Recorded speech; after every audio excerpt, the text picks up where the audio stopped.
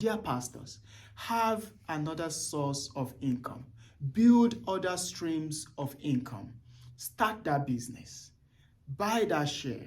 Buy that property. Have rental income. Go into real estate. It will make your ministry easier.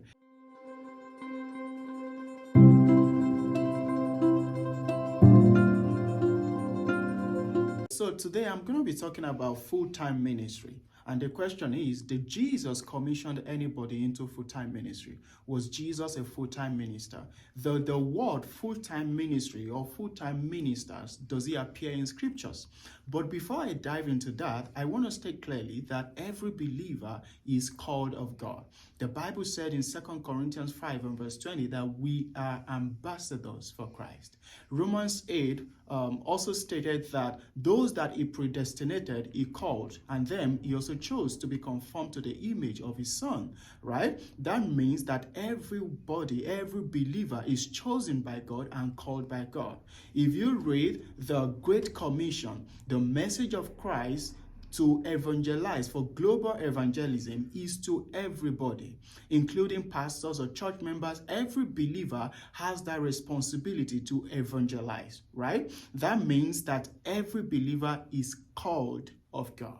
Now let's take the example from the apostles. Jesus had called these apostles, and the Bible records in Mark chapter 3 that Jesus called them that they might be with him and that he might send them forth. That means the calling of God is first for you to be with God.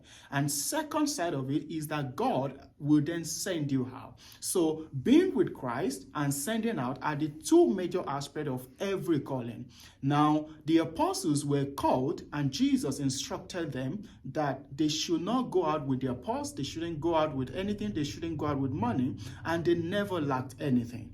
Meanwhile, those people had their professions. For instance, Peter was a fisherman before he became an apostle of Christ, before Christ called him, right? In all of this, we didn't see Christ mentioning the word or use the word full-time ministry or call them as a full-time minister.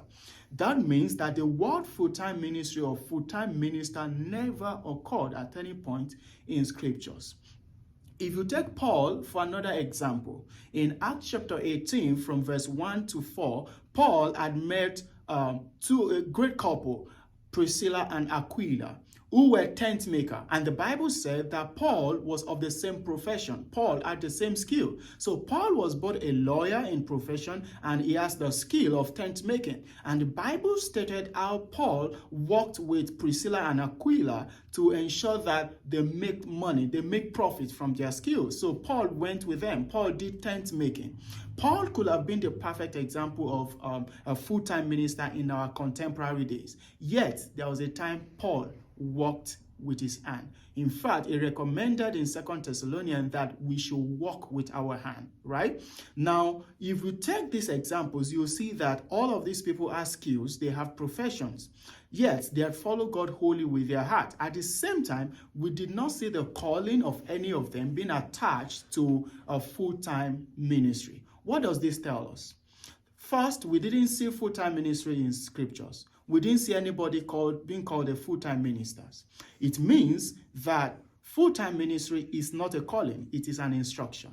Look at it from the doctrinal view. Jesus didn't practice any other profession. Jesus was called the son of the carpenter. He was not called the carpenter. So Jesus never practiced any other profession. Jesus did not at any point practice any other profession. He was called, he was solely here to save us from our sins. His mission was salvation of humanity, right? What this tells me and what this should tell you is again to confirm that full-time ministry or full-time ministers or full-time calling or however or whatever you want to call it is not in the Bible. But God can give people certain instruction to go into full-time ministry to serve him without doing any other profession. Those are specific instruction to individuals as they receive the mode operandi of their calling from God.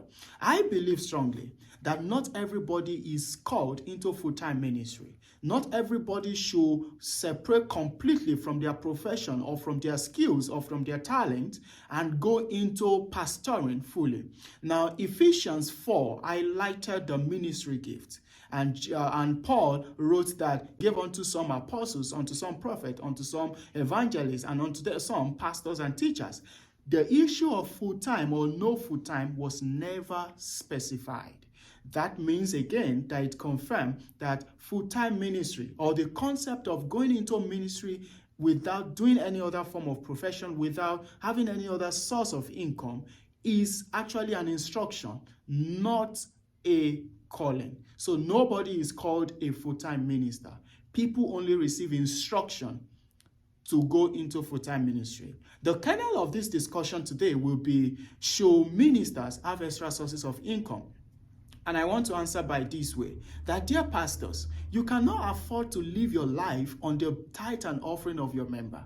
You cannot afford to build your family and your career and your whole enterprise, everything about you, from the income from your church. If the Lord has not given you specific instruction to not practice any other profession, I would then advise, I would suggest that you practice any other profession that gives you another source of income.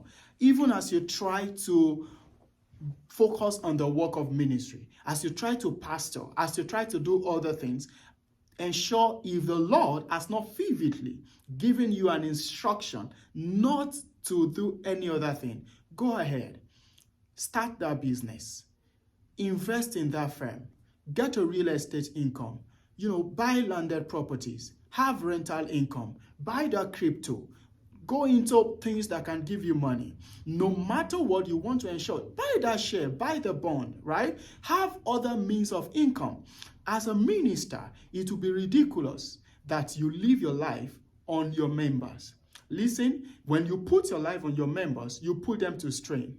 And what that does is to limit the honor that they accord you as a minister. So if the Lord has not given you specific instruction to be in full-time ministry, I say again that full-time ministry is not a calling. It is an instruction specific to individuals, not to everybody. If the Lord has not given you that instruction, have other streams of income. Have some financial intelligence. Do a business. Do many things that are profitable that can give you money. By that, you will be able to serve God with your whole heart, and you will have time to have comfort for your life. Comfort for your wives and for your children. I will say emphatically again, if the Lord hasn't called your wife into ministry, allow her to go practice her profession. Allow her to do business. The fact that you are called as the husband into ministry doesn't mean your wife should go into ministry on a full time.